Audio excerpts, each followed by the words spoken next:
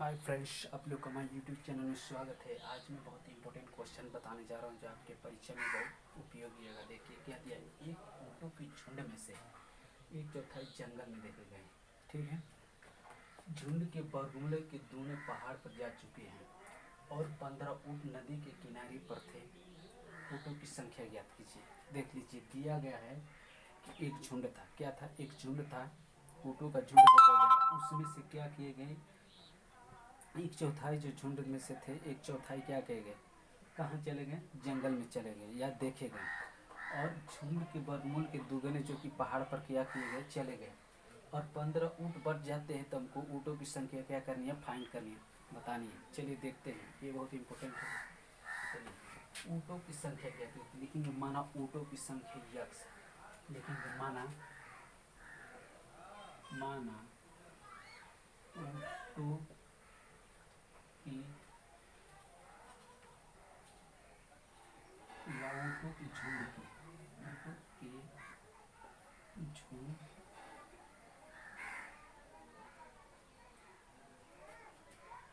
की संख्या हमारी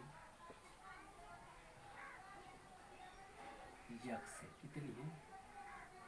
यक्स है। ठीक, अब क्या बोले, एक ऊँटों के झुंड में से एक चौथाई जंगल में देख गए तो एक चौथाई यही हमारा ऊँट की झुंड है, झुंडों की संख्या है। और इसमें से एक चौथाई कहाँ देखे गए? जंगल में। तो यहाँ पे लिखेंगे जंगल में देखे गए ऊँटों की संख्या। ये लिखेंगे जंगल में देखे गए ऊँटों की संख्या,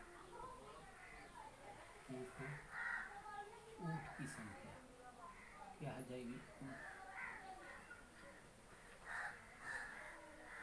ऊँट की संख्या हो जाएगी। कितनी हो जाएगी? यक्स इंटू 1/4, ये अर्थात हो जाएगा यक्स अपान में 4 हो जाएगा। इतना हो गया। फिर क्या बोला, झुंड के बरगमूल के दुगने पहाड़ पर जा चुके हैं। और जो झुंड था उसके बरगमूल के दुगने क्या हुए हैं? पहाड़ पर जा चुके। तो लिखेंगे कि पहाड़ पर गए ऊँटों की संख्या। लिखेंगे पहाड़ पर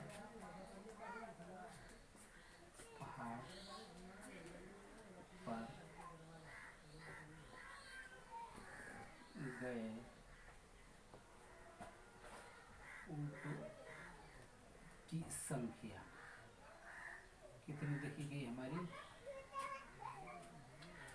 झुंड के वर्गमूल, तो झुंड का वर्गमूल हो जाएगा, झुंड ये यक्स माने तो इसका वर्गमूल हो जाएगा रूट में यक्स का दुगुना देखा जाता है। तो यहाँ पे 2 से मल्टीप्लाई कर दुगुना देखे गए। ठीक, जा चुके। अब 15 ऊँट नदी के किनारे थे, तो यहाँ लिखेंगे नदी के किनारे ऊँट की संख्या। नदी के किनारे क्या हो जाएगा? ऊँटों की संख्या हमारी कितनी है? ये हो जाएगी 15। इतनी। अब क्या करेंगे, इन सभी को जोड़ेंगे तो झुंड की जो संख्या इतने के बराबर होंगी। जब इन सभी ऊँटों को क्या करेंगे, जहाँ जहाँ देखा गया है इन सभी को हम लोग क्या करेंगे, जोड़ेंगे तो ये पूरे क्या हो जाएगा, इसके बराबर आ जाएगा, ऊँट की झुंड की संख्या के बराबर आ जाएगा। तो लिखेंगे अतः प्रश्नानुसार, लिखेंगे प्रश्नानुसार,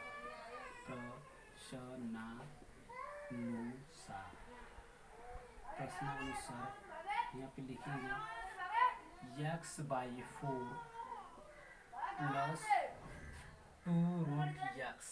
क्या लिखेंगे? 2√x प्लस 15 इक्वल टू हो जाएगा हमारा यक्स के बराबर। इन सभी को क्या कर देंगे, जोड़ देंगे तो हमारे इसके बराबर हो जाएंगे। अब क्या करेंगे, इस वाले पोर्शन को हम लोग इस वाले पोर्शन को इधर लेके आएंगे। क्या करेंगे, इस वाले पोर्शन को इधर लेके आएंगे। तो यहाँ पे लिखेंगे 2√x plus 15 equal to x, और ये वाला आएगा इधर तो माइनस में हो जाएगा, माइनस यक्स अपन इसको हम लिख सकते हैं 4। इतना हो गया। 4 इसका एलसीएम लेंगे या इस तरह करके लिख लेंगे 2√x प्लस 15, यहाँ पे हो जाएगा 4x minus x divide by 4। इतना हो गया। अब इसको हम लिख सकते हैं 3x/4, इतना लिख सकते हैं, इतना लिख सकते हैं। तो इसको यहाँ पे यार 2√x + 15 = 3x/4 हो गया, इतना हो गया, इतना के बराबर आ गया। अब क्या करेंगे, √x बराबर मान लेंगे हम लोग y, माना √x = y कर लेंगे। क्या कर लेंगे, √x = y कर लेंगे। अब क्या करेंगे, दोनों तरफ स्क्वायर करेंगे, वर्ग, तो यहाँ पे लिखेंगे दोनों तरफ वर्ग करने पर, दोनों तरफ वर्ग करने पर,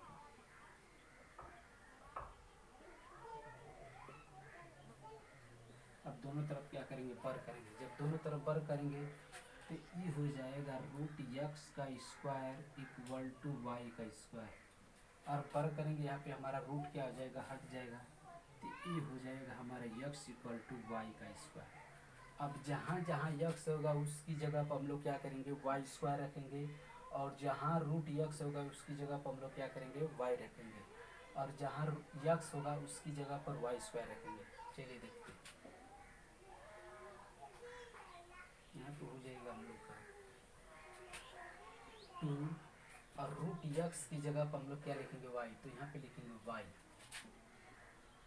प्लस कितना है 15, यहाँ पे 15 लिखेंगे, 15 = 3/4, और x की जगह पर हम लोग क्या लिखेंगे, y² करेंगे इसकी जगह पर, यहाँ पे हो जाएगा हमारा y² हो गया। अब इसका क्या करेंगे, क्रॉस मल्टीप्लिकेशन करेंगे, यहाँ पे हो जाएगा 4 दूना के 8y + 15 चौका 60 = 3y² हो गया, इतना हो जाएगा हमारा। अब क्या करेंगे, इस वाले टर्म को उठाकर इस साइड लेके आएंगे, जब इधर लेके आएंगे तो क्या हो जाएगा, सब माइनस में हो जाएगा, और इधर हमारा क्या बचेगा, 0। तो यहाँ पे लिखेंगे 3y² - 8y - 60 = 0 हो गया, इतना हो गया। अब इसका इसमें मल्टीप्लाई करेंगे, ये हो जाएगा हम लोग का 60 × 3, इसको लिख सकते हैं 36 18 180 हो गया। अब 180 का ऐसा फैक्टर करें कि गुणा करने पर इतना हो जाए और घटाने पर आ जाए हमारा 8y, तो कितना हो जाएगा, 18 दहा में 180 होगा कि नहीं होगा, आ जाएगा। तो यहाँ पे लिखेंगे 3y² - 8y + 10y, क्या हो जाएगा, 10y - 60 = 0 हो जाएगा। अब इन दोनों में क्या कॉमन है, हमारा 3y है, यहाँ पे क्या करेंगे, 3y को कॉमन कर लेंगे, यहाँ पे लिखेंगे 3y, और ब्रैकेट में y - 6 3 18, यहाँ पे हो जाएगा 6 प्लस हो जाएगा, यहाँ पे हमारा कॉमन क्या मिला, 10 मिल रहा है, यहाँ पे लिखेंगे 10, यहाँ पे y - 6 = क्या हो जाएगा हम लोग का, 0 हो जाएगा। अब इसको लिखेंगे 3y + 10, और 1 ब्रैकेट में हो जाएगा y - 6 = 0 हो जाएगा।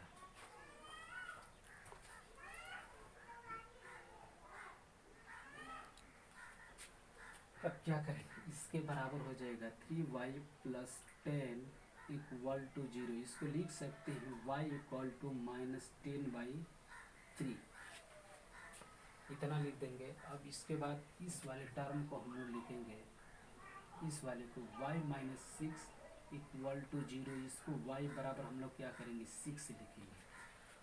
अब इतना आ गया।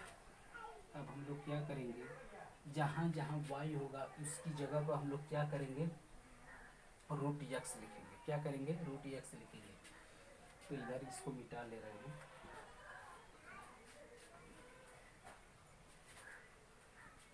कहाँ गया है,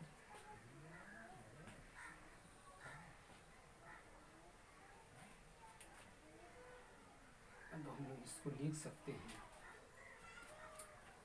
इसकी जगह पे लिखेंगे, इसको 1 कर ले रहे हैं सभी पर, इसको 2 कर ले रहे हैं, ठीक।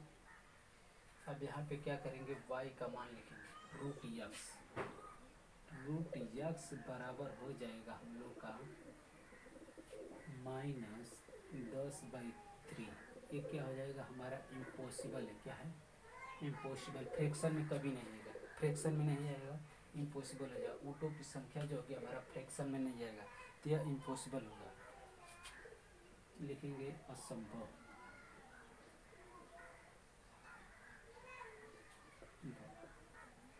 संभव। इसको लेंगे y इक्वल टू हो जाएगा हम लोग का 6 और y की जगह पर हम लोग क्या रखेंगे रूट x। अब यहाँ पे रूट x कर लेंगे इक्वल टू 6 है। अब बोथ दोनों तरफ क्या कर देंगे वर्ग करें, तो यहाँ लिखेंगे दोनों तरफ वर्ग करने पर जब वर्ग करेंगे तो क्या हो जाएगा हमारा रूट x का स्क्वायर इक्वल टू 6 का स्क्वायर कर लेंगे। यहाँ पे हो जाएगा x इक्वल टू 36। तो हम लोग ऑटो की संख्या क्या माने थे, ऑटो के झुंड की संख्या x माने थे ना, तो x बराबर 36 है। तो यहाँ पे लिखेंगे ऑटो की संख्या इक्वल टू, अतः ऑटो की संख्या इक्वल टू हो जाएगा हमारी संख्या इक्वल टू 36 होगी। ये हो जाएगा हम लोग का आंसर।